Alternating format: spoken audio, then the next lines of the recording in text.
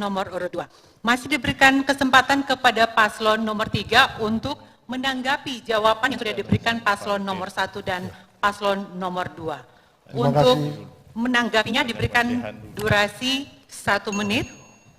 1 menit dimulai saat berbicara. Terima kasih moderator. Minta maaf Ibu pasangan calon gubernur nomor urut 2. Dari yang Ibu sampaikan menanggapi pertanyaan saya tentang Gini rasio, saya berkesimpulan, sekali lagi minta maaf Ibu calon gubernur, belum tahu persis apa terminologi tentang Gini rasio ini. Untuk itu saya sampaikan Gini rasio ini bicara tentang disparitas atau kesenjangan antara klaster masyarakat yang berpenghasilan tinggi dan berpenghasilan rendah. Sementara penetrasi yang ingin dilaksanakan baik pasangan nomor urut 1 dan nomor urut 2 sama sekali menurut hemat saya tidak ada upaya, tidak ada ikhtiar yang bisa mengurangi disparitas ini. Untuk itu saya boleh sampaikan jika kami dipercayakan oleh rakyat Sulawesi Utara, kesenjangan ini akan kami kurangi dengan apa? Dengan memberikan kesempatan kepada segenap lapisan masyarakat Sulawesi Utara untuk berusaha untuk makmur bersama. Terima kasih. Ya, terima kasih. Cukup ya? Ya, baik. Terima kasih kepada paslon nomor 3. Nah, selanjutnya giliran paslon nomor urut 1 akan memberikan pertanyaan kepada paslon nomor urut 2 dan paslon nomor urut 3. Durasi atau waktu untuk memberikan pertanyaan ini adalah 1 menit. 1 menit dimulai saat Anda berbicara. Baik, mungkin ada pertanyaan saya di bidang investasi ya, yang selama ini sudah banyak dilakukan oleh pemerintah provinsi dalam hal pengeluaran izin atau dalam hal apapun. Ada satu hal yang dimana ada prinsip dari World Bank yang mana Equator Principle ini wajib dilaksanakan oleh para investor. Kira-kira ya prinsip-prinsip upaya-upaya yang dilakukan untuk mengawal prinsip Equator Principle ini pada investasi di daerah ini apakah sudah dilaksanakan atau ada upaya-upaya apa yang telah dilaksanakan oleh pasangan calon nomor 3 maupun nomor 2 yang nantinya akan terpilih sebagai gubernur. Nah, Equator Principle ini sangat penting bagi kita semua untuk bisa kita laksanakan dalam investasi kita ke depan. Apa saja upaya-upaya yang akan dilakukan? Terima kasih. Baik, terima kasih. Diberikan kesempatan kepada paslon nomor urut 2 untuk menjawab pertanyaan, durasinya 3 menit. Oke, 3 menit dimulai, 3 menit di layar ya. Silakan dimulai dari sekarang. Pertanyaan tadi, kalau saya lihat mengenai izin, ya. Jadi kalau mau saya jadi gubernur nanti, saya kalau mau keluarkan izin-izin apapun harus berdasarkan undang-undang pasal yang ada. Karena ini boleh sembarang.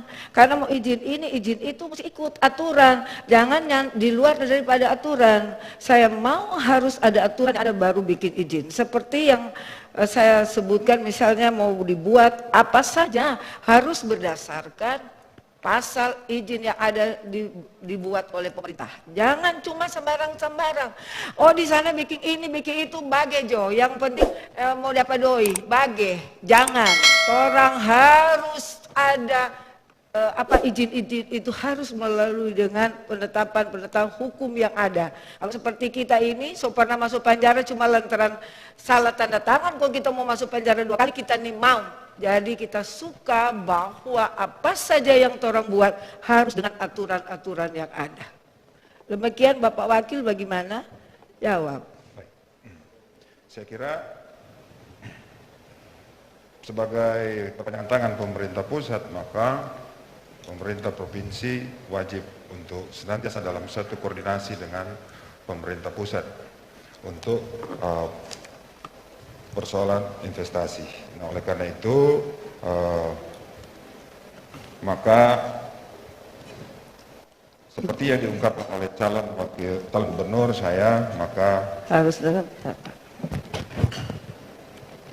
prinsip untuk tetap konsisten dalam menjaga aturan-aturan yang berlaku itu harus menjadi yang terukur.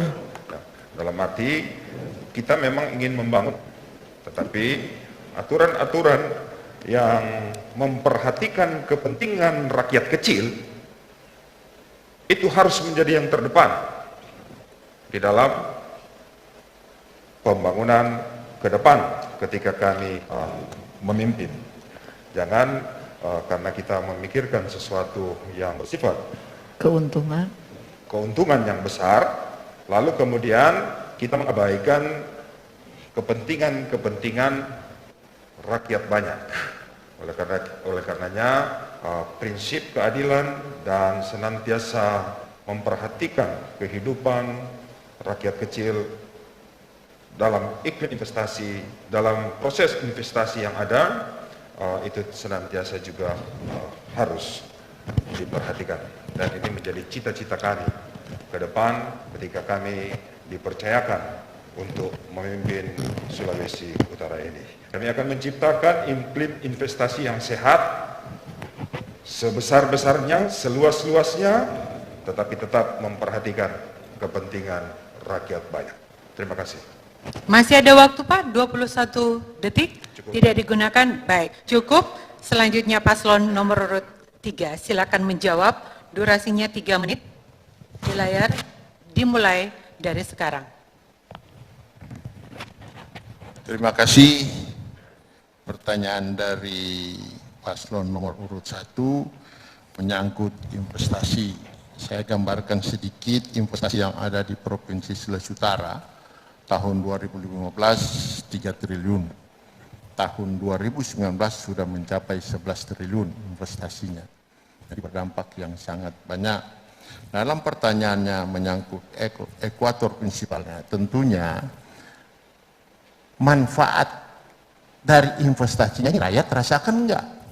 Nah, terbukti di pemerintahan Sulawesi Utara yang tadi saya katakan pertumbuhan ekonomi kita itu di atas rata-rata nasional 6% sampai 5% terus. Itu salah satu apa? Mengurangi pengangguran. Jadi rakyat sangat merasakan investasi yang ada. Itu pertama. Kedua, tentunya PDRB kita meningkat dengan ada investasi. Kalau dulu PDRB kita cuma 91 triliun, sekarang udah 130 triliun. Ini sangat-sangat ini. Jadi ekuator prinsipal itu multiplier efeknya kepada masyarakat Sulawesi Utara sangat-sangat berdampak. Salah satu contoh kepada masyarakat miskin. Dalam era sebelum COVID, kemiskinan kita turun. Termasuk tadi, pertanyaan kita tadi, yang Gini ratio. Kesenjangan kita merapat, tidak melebar. Inilah indikator investasi yang kita lakukan hampir selama 5 tahun ini. Jadi saya kira iklim investasi di Sulawesi Utara dengan kebijakan pemerintah oleh selama 5 tahun ini menambah orang mau datang ke Provinsi Sulawesi Utara, sehingga kita bisa lihat tadi investasi yang datang sampai 11 triliun. Berapa banyak hotel yang bertumbuh di Sulawesi Utara, berapa banyak industri yang datang, pabrik semen datang, dan masih banyak juga investasi di bidang perikanan. Banyak sekali pertanian muncul. Karena apa? Karena multi efek player dari investasi yang masuk ke Sulawesi Utara ini sangat-sangat berdampak. Jadi saya kira apa yang ditanyakan oleh pasangan nomor 1 ini sangat baik. Biar masyarakat Sulawesi Utara tahu. Di saat-saat pandemi COVID begini, orang mau berinvestasi, kita ekspor ikan tuna. Langsung dari Bandara Samratulangi ke Narita. Begitu juga. Sekarang kita sudah ekspor bungkil kelapa, langsung ke Vietnam, India, dan lain-lain. Ini dampak dari apa? Dampak dari investasi yang masuk. Dan kita tahu persis dampaknya multiplier effect yang selalu saya katakan bahwa investasi yang masuk ke sini berdampak secara langsung bagi masyarakat miskin. Dan indikator-indikator makro itu yang dibuat oleh BPS bisa digambarkan dan bisa terbuka, masyarakat bisa lihat apakah ini benar atau bukan. Jadi saya kira kami sudah lakukan, bukan kami mau jadi gubernur baru melakukan. Saya kira ini yang bisa kami sampaikan. Terima kasih. Iya, cukup Pak ya? Cukup. Masih ada. Cukup. Disilakan kepada paslon nomor 1 untuk menanggapi jawaban dari paslon nomor 2 dan nomor 3, durasinya 1 menit, Ibu. Iya, Dimulai dari sekarang, silakan. Saya kira apa yang disampaikan tadi oleh paslon nomor 1 itu adalah impact. Tapi sebenarnya yang paling dititik beratkan pada core principle oleh program World Bank yaitu keseimbangan lingkungan. Apakah pemerintah saat ini sudah menerapkan itu? Menerapkan tentang keseimbangan lingkungan terhadap lingkungan hidup dan penataan sosial masyarakat.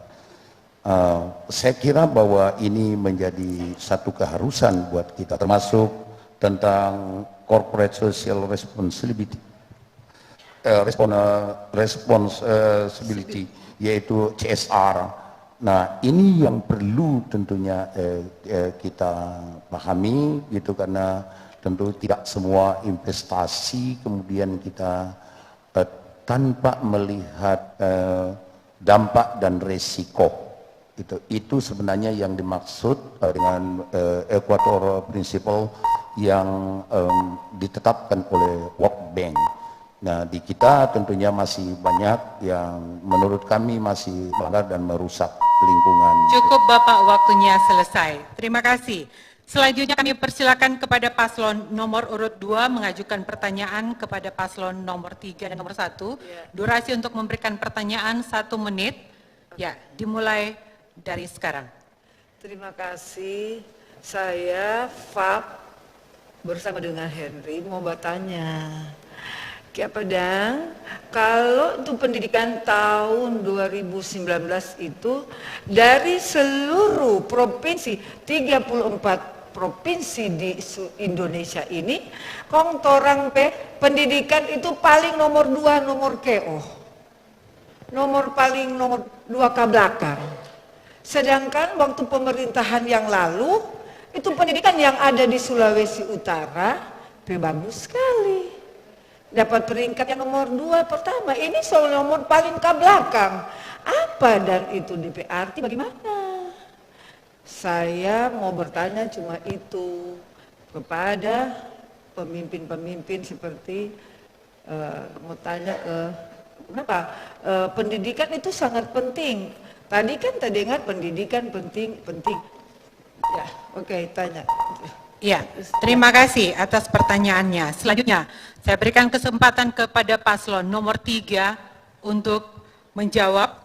Durasinya 3 menit untuk menjawab, dimulai saat berbicara. Silakan. Terima kasih pasangan nomor urut 2 dengan pertanyaan tentang pendidikan di Sulawesi Utara selama ini. Yang pertama saya sampaikan bahwa untuk menilai sukses tidaknya pelaksanaan pendidikan di suatu daerah tidak bisa hanya menilai dari angka nilai kelulusan yang disinggung Bapak Ibu calon gubernur nomor urut 2 tadi, yang kelulusan pada tahun 2019 kita itu dari 34 provinsi ada di urutan 30. Pada kenyataannya variabel nilai kelulusan itu tahun ini sudah tidak ada lagi. Oleh Menteri Pendidikan itu dihilangkan karena itu tidak mencerminkan real keadaan pendidikan baik secara persona anak-anak yang ada maupun terhadap tingkat keberhasilan pendidikan di satu daerah. Kita harus tahu persis bahwa variabel untuk sukses tidaknya pendidikan ada banyak, bukan cuma itu. Kita boleh, yang pertama adalah komitmen kita untuk dana pendidikan. Selama ini pemerintah Provinsi Sulawesi Utara, pasangan Oli Stephen menganggarkan 24% dari total anggaran kita. Itu sudah melewati syarat yang disesuaikan undang-undang bahwa anggaran pendidikan harus 20%, kita 24%. Lebih daripada itu kita berusaha supaya ada kesamaan kualitas pendidikan dari Miangas sampai Pulau Pinanggeluman dengan jalan apa? Yang pertama kita tingkatkan kesejahteraan para tenaga-tenaga pendidik ini. Yang tadinya ada yang hanya 400.000 satu bulan, mulai tahun ini bahkan mulai dari akhir tahun lalu kita sudah lakukan sesuai dengan UMP alias 3 juta. Yang kedua menurut hemat kita adalah proses belajar mengajarnya juga kita harus tingkatkan, karena selama ini ada variabel-variabel seperti APK, ruang belajar, disparitas guru matematika, fisika, kimia itu tidak tersebar dengan baik. Untuk itu kita sudah lakukan. Belum lagi dengan tingkat putus sekolah. Itu jadi variabel utama untuk kita mengukur sukses tidaknya pendidikan. Tingkat putus sekolah di Sulawesi Utara ini termasuk paling rendah di seluruh Indonesia. Belum lagi dengan masalah integritas. Kalau kita cuma bicara tentang nilai dan tingkat kelulusan, kita belum menjamin tentang integritas.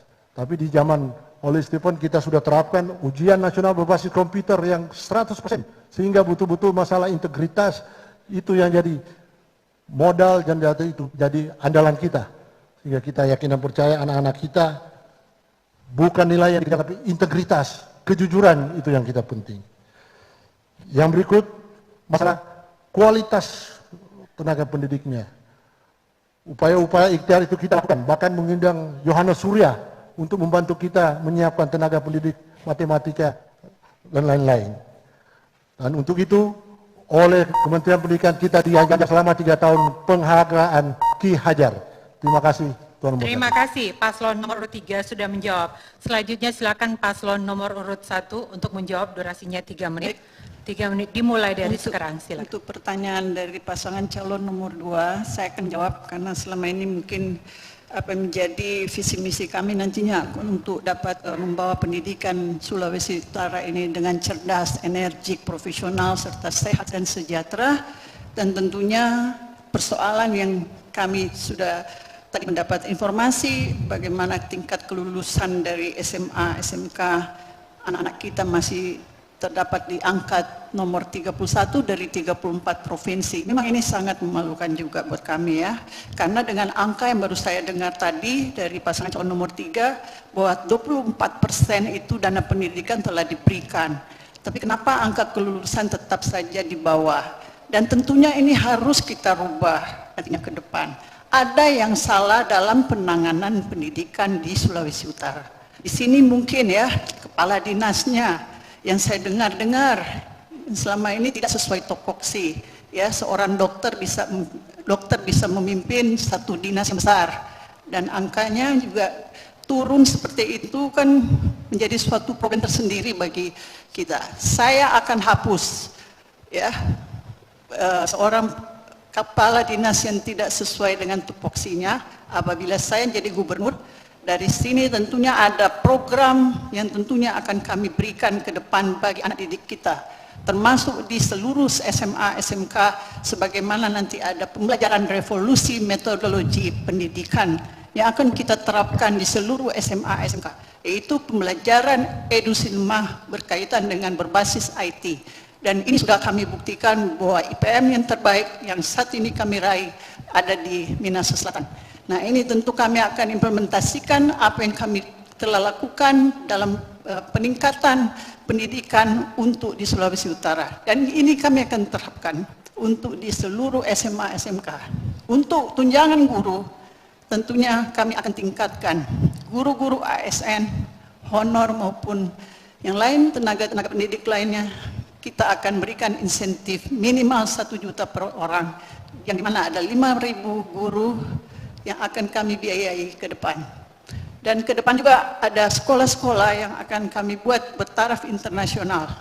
Ya, kita akan memilih SMK unggulan yang akan kami rubah dan akan kita bangun bertaraf internasional. Dan ini kita akan pilih kabupaten kota yang nantinya ke depan yang akan kita benar-benar kerjasamakan, dan tentunya akan ada kerjasama dengan sekolah-sekolah di luar negeri untuk bisa bekerja sama dengan kami, termasuk di beberapa negara yang sangat baik pendidikannya. Dan yang berikut yang akan kami lakukan bagaimana, karena ini adalah masa COVID, mungkin pandemi, ke depan kita akan keluarkan kartu cerdas bagi anak didik kita, yaitu kartu cerdas anak sulut.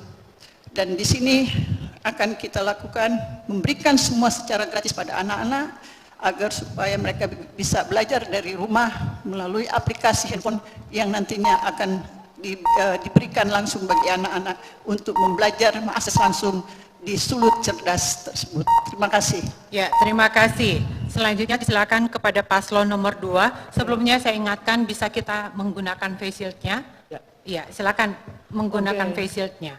Terima kasih. Ya, Jawaban- durasinya Ibu Ya. dimulai 1 menit. Ya, tanggapan. Dimulai 1 menit saat mulai Tanggapan menanggapi. saya sebenarnya jangan cuma pikir-pikir proyek, pikir-pikir yang mana yang bisa menguntungkan, kok untuk pendidikan kasih biar. Jadi harus betul-betul dilihat. Jangan cuma, oh ini, itu, ini, supaya dapat untung, kong bikin tuh pendidikan. Saya pikir di Sulawesi Utara adalah orang pintar-pintar, ya, Samratulangi pintar. Kenapa so jadi bodoh? Karena cuma pikir-pikir tuh sana kok boleh ini dia kasih biar. Jadi sehingga di pendidikan di Sulawesi Utara walaupun so kasih duit banyak tapi kalau tidak dikontrol akhirnya jadi pendidikan paling terburuk di Sulawesi Utara adalah Sulawesi Utara peringkat 31. 32 itu. Bagaimana Bapak? Coba tanggapi. Indeks pembangunan manusia, salah satu indikatornya adalah pendidikan. Ketika pendidikan gagal, maka akan sangat menentukan tingkat indeks pembangunan manusia. Oleh karena itu, Cukup Pak, waktunya selesai. Demikian segmen ketiga ini kita aplaus dulu. Debat pasangan calon gubernur dan wakil gubernur Sulawesi Utara tahun pemilihan 2020. Kita sudah melalui sampai segmen ketiga, kini saatnya kita masuk di segmen yang keempat. Di segmen yang keempat, sistemnya sama dengan segmen yang ketiga, hanya saja durasi untuk menjawab yang kalau semula 3 menit, di segmen keempat durasinya 2 menit. Dan sesuai nomor giliran yang sudah kita undi, masih diberikan kesempatan kepada paslon nomor urut 3 untuk mengajukan pertanyaan kepada paslon nomor urut 1 dan paslon nomor urut 2. Durasi untuk memberikan pertanyaan 1 menit, dimulai saat Anda berbicara. Terima kasih, moderator. Pertanyaan kami, bahwa ada satu variabel yang sangat krusial, sangat signifikan untuk meningkatkan kesejahteraan, bahkan meningkatkan pendapatan, mengurangi kemiskinan, mengurangi pengangguran, yaitu PDRB. Untuk itu, kira-kira apa yang menjadi roadmap pasangan nomor urut 1 dan nomor 2 dalam rangka meningkatkan PDRB? Terima kasih. Ya, terima kasih. Cukup ya, dipersilakan kepada paslon nomor urut 1 untuk menjawab. Waktunya 2 menit. Waktunya 2 menit. Ya, dimulai Terima saat kasih. Anda berbicara. Pertanyaan dari paslon nomor 3, saya kira bahwa keniscayaan tugas daripada setiap pemimpin baik gubernur dan bupati yaitu bagaimana meningkatkan kualitas ekonomi, baik itu daya beli, PDRB, penurunan angka kemiskinan, serta pengangguran dan menekan inflasi. Kami mempunyai beberapa strategi. Sebagaimana di dalam 9 program unggulan kami sudah sering katakan bahwa ada kesenjangan. Karena kita berbicara tentang angka-angka dana yang dikelola oleh pemerintah provinsi. Seperti tahun ini diasumsikan kan pendapatan asli daerah kurang lebih 1,2 triliun dari total pada APBD asumsi awal kurang lebih 4 triliun 363 miliar. Makanya namun saya sadari bahwa memang dengan tekanan pandemi yang mungkin akan berimbas sampai pada tahun depan, asumsi pendapatan apabila kami dapat menjadi gubernur dan wakil gubernur itu kami akan pertahankan pada 4,5 triliun dari 4 sumber pendapatan, termasuk kita akan mendorong bagaimana pada sektor-sektor termasuk pendapatan yang sah lainnya, termasuk pada pemisahan kekayaan daerah yang dipisahkan. Nah, tentunya kami mempunyai program salah satu untuk peningkatan kualitas penurunan angka kemiskinan. Kami mempersiapkan setiap tahun 90 miliar untuk pembangunan 3.000 unit rumah dengan angka per unit rumah itu kurang lebih 30 juta. Kemudian kami juga memberikan dana modal kepada asumsi perkiraan kurang lebih 50.000 UMKM dengan per satu UMKM per orang itu 3 juta rupiah dengan total kesiapan anggaran 150 miliar. Nah, ini tentunya kemudian bagaimana kita mendorong pada sektor pertanian dan sektor kelautan. Sektor pertanian dan perkebunan tentunya bagaimana kita memberikan jaminan kepada produk terutama produk cengkeh dan pala, bagaimana kita memaksimalkan badan usaha milik pemerintah provinsi menjadi penalang harga atau harga eceran terendah. Itu tentunya yang kami akan upayakan ke depan. Iya, pas waktunya, terima kasih. Selanjutnya paslon nomor 2 silakan menjawab. Ya. Durasinya 2 menit. Iya, saya pikir kita buka lapangan pekerjaan yang bagus, kasih kesempatan lapangan kerja itu kepada masyarakat, misalnya seperti wisata, ya seperti kemarin ada penerbangan dari luar ke sini, kita kasih pagi kepada masyarakat. Jadi jangan cuma sendiri punya, harus kasih ke masyarakat. Misalnya rumah makan kasih mereka itu macam-macam lah. Misalnya habis kasihlah kepada masyarakat. Jangan cuma pakai sendiri. Harus jadi masyarakat senang.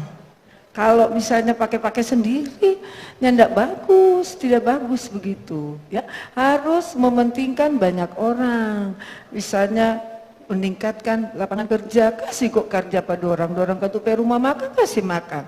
Dorang punya bis kasih dorang punya travel kasih, jangan cuma sendiri punya. Bagaimana kesian masyarakat nanti susah cari kerja. Betul enggak? Harus seorang pemimpin harus lihat masyarakat yang baik. Itu. Kalau orang jadi pemimpin kita mesti sayang masyarakat betul-betul. Ada firman Tuhan bilang begini di 1 Yohanes 4 ayat 20.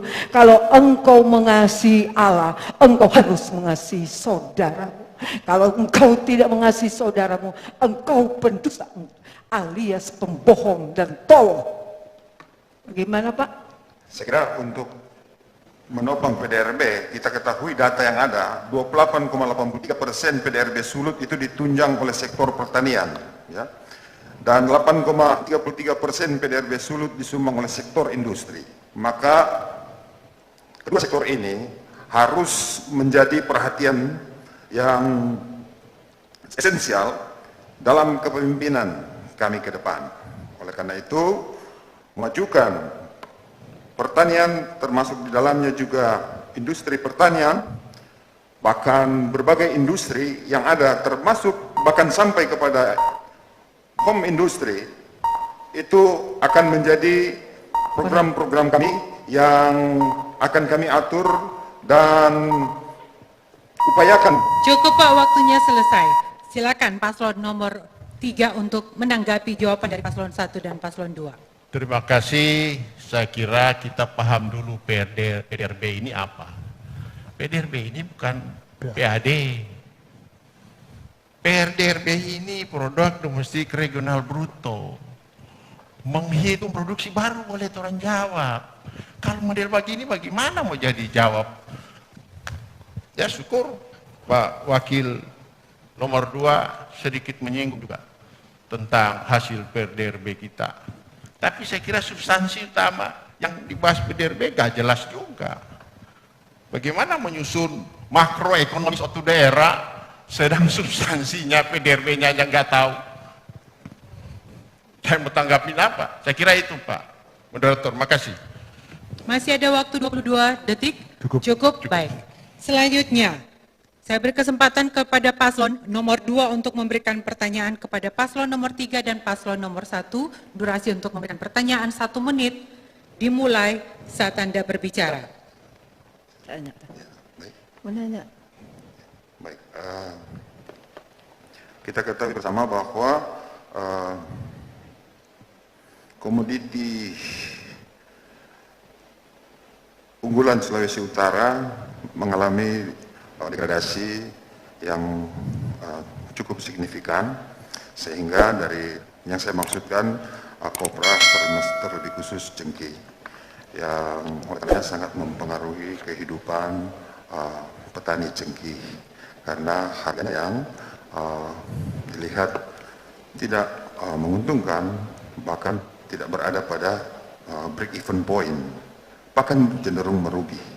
Karena itu pertanyaan saya, kira-kira langkah-langkah apa untuk memperbaiki akan komoditi unggulan ini, karena akan sangat mempengaruhi kehidupan ekonomi masyarakat Sulawesi pada umumnya. Terima kasih. Terima kasih. Silakan paslon nomor urut 3 untuk menjawab, durasinya 2 menit. Terima 2 menit kasih. dimulai dari sekarang. Sebenarnya substansi ini belum masuk dalam tema debat kita hari ini. Tapi saya akan tanya, saya akan jawab. Saya kira cingke kita sudah tidak unggulan. Karena sudah unggulan pertama Jawa Timur. Kita sudah tingkat ke-8. Produksi kita tahun ini aja cuma 8.000 ton. Jadi sudah tidak menjadi mendongkrak PDRB kita, cingke sudah tidak mendorong PDRB kita. Jadi sudah tidak menjadi unggulan. Dan kita tahu persis bahwa cengkeh ini, kenapa dia jadi tidak produk unggulan? Karena pada saat-saat tertentu semua petani memotong pohon karena ada kartel. Kartel zaman BPPC dulu ada kartel. Sehingga semua petani potong cengkehnya. Makanya dampaknya sekarang cengkeh bukan jadi produk unggulan lagi. Sudah nomor 8. Nah, dalam rangka bagaimana meningkatkan tentunya perdagangan cengkeh ini ke depan, tentunya peraturan pemerintah tentang perdagangan bebas ini kita harus tutup lagi. Karena ini permintaan WTO, cengkeh ini udah pasar internasional. Semua cengkeh dunia bisa masuk ke Indonesia. Tidak seperti dulu lagi. Cengkeh diproteksi karena masih produk terbesar. Sekarang tidak lagi. Sudah dibuka, impor langsung bebas masuk ke Indonesia. Jadi kita harus bersaing. Makanya kalau kita gubernur terus, kita akan mendorong petani-petani kita menanam Diversifikasi. kebutuhan tanaman petani yang masa depan. Karena cengkeh sudah tidak menjanjikan lagi kita untuk ke depan. Dan itu sudah dilakukan banyak tempat. Jadi saya kira hal-hal seperti ini yang kita harus perhatikan. Kenapa cengkeh itu jadi murah? Karena pada saat COVID tidak ada pembelian cengkeh di Sulawesi Utara. Saya kira itu. Ya, terima kasih. Selanjutnya paslon nomor urut 1 silakan untuk menjawab. Durasinya 2 menit, dimulai saat Anda berbicara. Iya, mungkin kalau kami sedikit berbeda pendapat dengan paslon nomor 3. Memang untuk cengkeh sekarang ini bukan lagi menjadi produk terbesar atau menjadi unggulan utama. Tapi kemudian tentunya keniscayaan bahwa masyarakat kita sejak dulu Niur Melambai ini tidak hanya mengandalkan cengkeh kopra, tapi juga cengkeh menjadi maskot. Nah, ini tentunya harus kita pikirkan bersama. Soal pasar bebas itu keniscayaan, tapi pemerintah kemudian tentunya tidak boleh membiarkan begitu saja kepada para petani cengkeh kita. Di samping kita akan mendorong mereka untuk melakukan juga bagaimana penanaman kepada tanaman-tanaman tahunan dan bulanan lainnya. Tentunya hal ini tidak boleh kita biarkan. Kita apabila kami, Ibu Kristiani, Enjena Peruntu dan saya akan menjadi gubernur, kita tentunya akan berupaya untuk menjadikan badan usaha milik pemerintah provinsi, dan itu akan bekerjasama dengan badan usaha milik daerah serta badan usaha milik desa. Bagaimana kita harus betul-betul dapat memberikan jaminan atau kita menetapkan harga terendah head.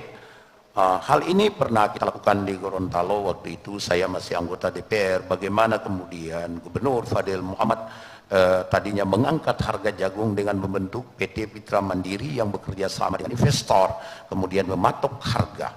Ketika harga bahan ini naik maka dilepas kepada pasaran bebas. Tapi jikalah dia jatuh harga maka harus ada jaminan pada petani kita. Apakah dijual langsung kepada badan usaha atau dalam bentuk resi gudang. tentunya ini kita akan upayakan ke depan agar petani kita, baik itu petani cengkeh dan petani kelapa, kemudian tidak harus pada dua situasi yang sulit, membiarkan tanaman cengkehnya atau tetap dengan bertahan tapi sangat tidak menguntungkan. Memang kita pemerintah tidak boleh berdagang, tapi dapat kita membentuk badan usaha dan kita memberikan penyertaan modal bekerja sama dengan investor. Itu mungkin pendapat kami dari pasangan nomor. Terima kasih 1. Pak, cukup waktunya selesai. Pada paslon nomor 2 untuk menanggapi jawaban dari kedua pasangan calon yang lain, durasinya 1 menit, dimulai saat Saya berbicara. menjawab begini, kasihan kalau misalnya cingkeh itu sebenarnya utama, kok jadi potong jauh semua dan tuh cingkeh di sana. Kasihan tuh petani-petani cingkeh. Kalau saya ada unggulan, kok sebenarnya kalau mau jadi gubernur adalah orang cari jalan bagaimana untuk orang bangun industri misalnya apa, panggil tuh pengusaha apa untuk bangun itu pabrik apa untuk bisa lebih pertingkatkan. Tetapi kalau soalnya pakai kasihan tuh cingkeh tuh orang-orang kasihan petani yang ada di Sonder dan di Kawah cuma dompet cingkeh lain kali tuh pejabat-pejabat bikin ion ame kok habis itu orang tuh jual mahal kon tuh orang kasihan tuh susah nih boleh begitu. Jadi tanggapan saya jadi gubernur tidak boleh begitu.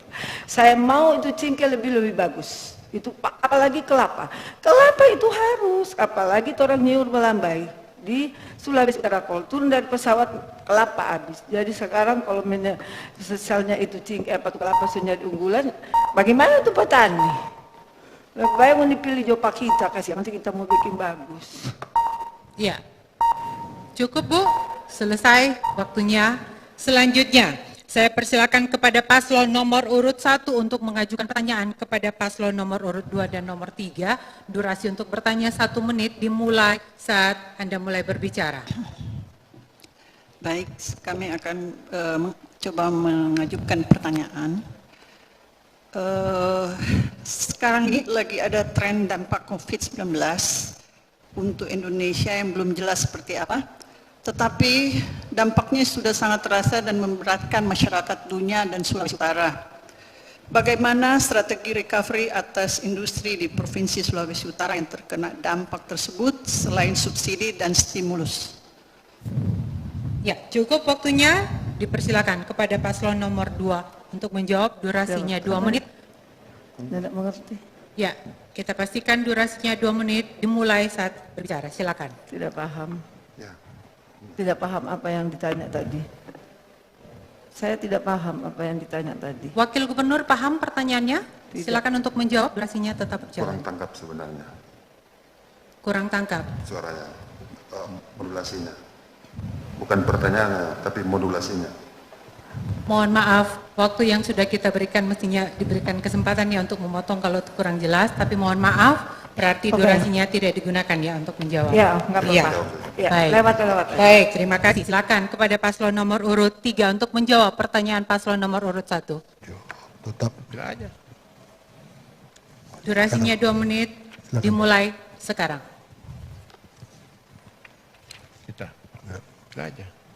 Silakan. terima kasih. Nanti itu tambah. Pertanyaan tadi, Ibu calon gubernur pasangan nomor 1 menyatakan bagaimana upaya ikhtiar penetrasi dalam konteks yang keluar tentang dampak COVID terutama kepada sektor-sektor industri. Yang pertama tentu saja ada penetrasi langsung dan yang kedua ada yang tidak langsung. Yang langsung itu selama ini kita sudah lakukan. Pertama melalui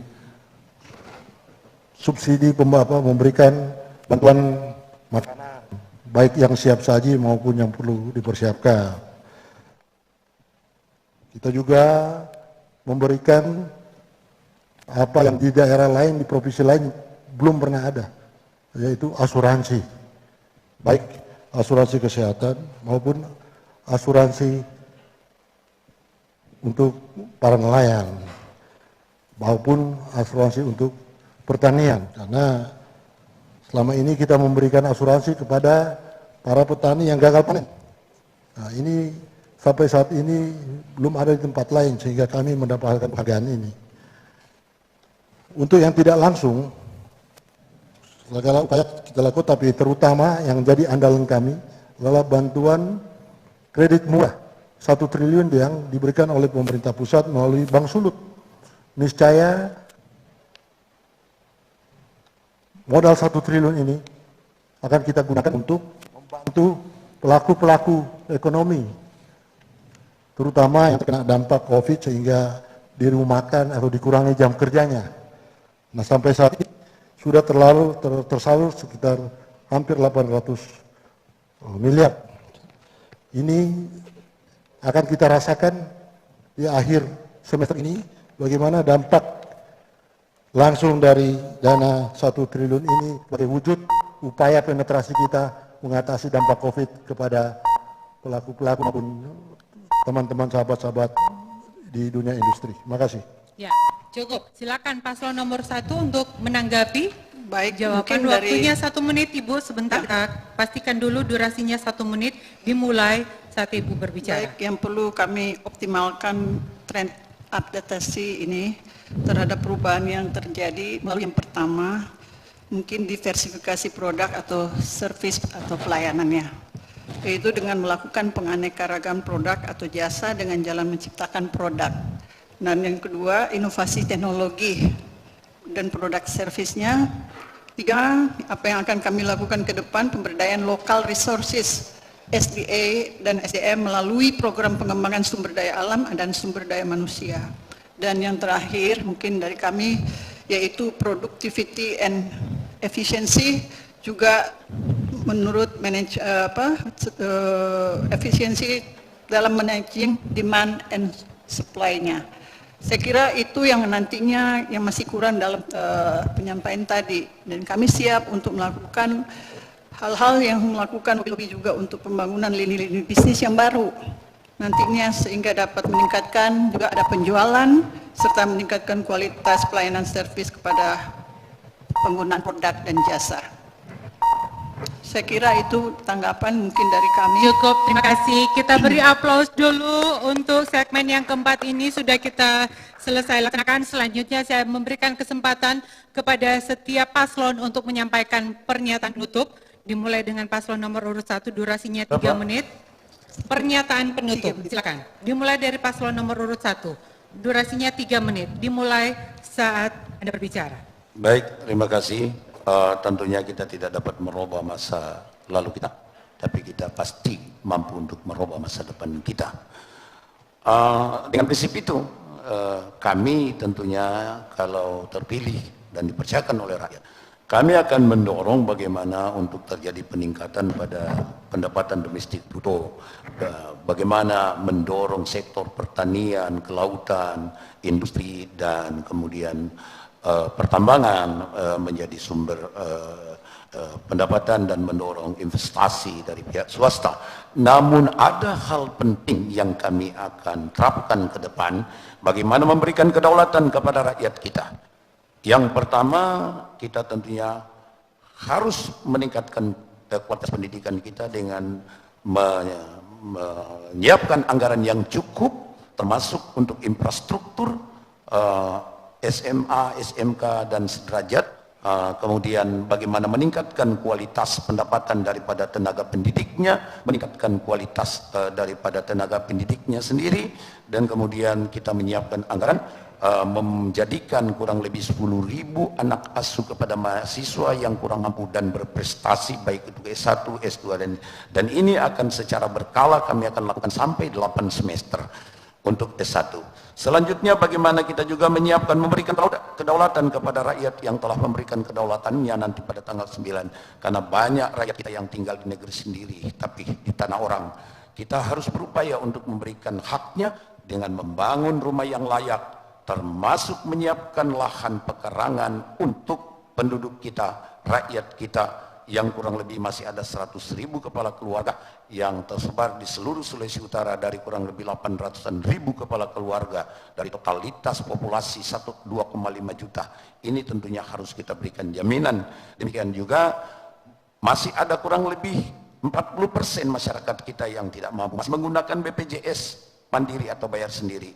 Maka kami juga akan mempersiapkan anggaran untuk masyarakat kita yang tidak tercover oleh KIS dan BPJS Kabupaten Kota, maka kami akan memberikan anggaran untuk bagaimana supaya masyarakat kita yang tidak mendapatkan jaminan kesehatan dari pemerintah Kabupaten Kota dan pemerintah pusat, itu kurang lebih 120 miliar kami siapkan untuk mengcover hal-hal seperti itu. Kami juga tentunya akan memberikan modal usaha kepada kurang lebih 50.000 PMKM kita. Nah, ini untuk mendorong. Ketika kita memberikan 3 juta per orang, maka tentunya akan lebih mudah Bank Sulut akan memberikan kredit lunak melalui dana yang disuntikan oleh BI kepada Bank Sulut. Karena ke Bank Sulut itu dalam bentuk pinjaman, tapi kalau di kita adalah dana modal kepada UMKM dengan tidak dikembalikan, dengan sistem tentunya membuka rekening, didampingi oleh bank, didampingi oleh dinas terkait, melakukan pembinaan, sehingga di dalam 6 bulan depan setelah usahanya berkembang, maka Bank Sulut dapat memberikan pinjaman dengan tanpa anggunan dan dengan bunga yang rendah. Demikian juga tentunya kami akan memberikan dorongan kepada pihak pertanian, kepada sektor pertanian dan sektor kelautan. Itu mungkin yang menjadi harapan kami. Cukup Pak, terima kasih untuk pernyataan penutupnya. Selanjutnya disilakan kepada paslon nomor urut 2, durasinya 3 menit untuk memberikan pernyataan penutup. Dimulai saat Anda berbicara. Terima kasih.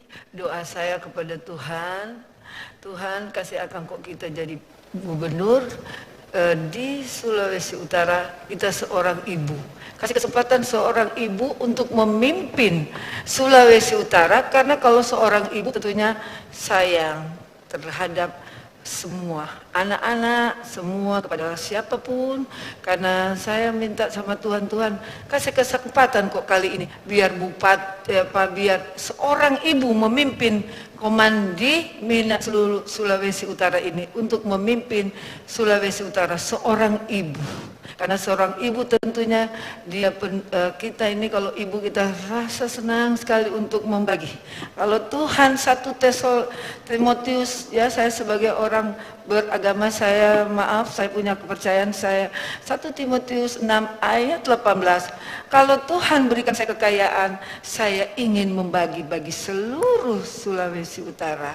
Terima kasih, doakan saya ya, untuk seorang ibu bisa memimpin di Sulawesi Utara. Yang cuma laki-laki, kasih kesempatan seorang ibu untuk memimpin di Sulawesi Utara. Terima kasih Bapak. Dalam pergumulan kita bersama melewati pandemi COVID-19 ini, memang kita membutuhkan sentuhan seorang ibu. Ibu Fab kiranya boleh memimpin kita melewati pandemi ini dengan kasih sayang. Kemiskinan pada dasarnya berkaitan dengan ketidakmampuan untuk memenuhi kebutuhan dasar hidup.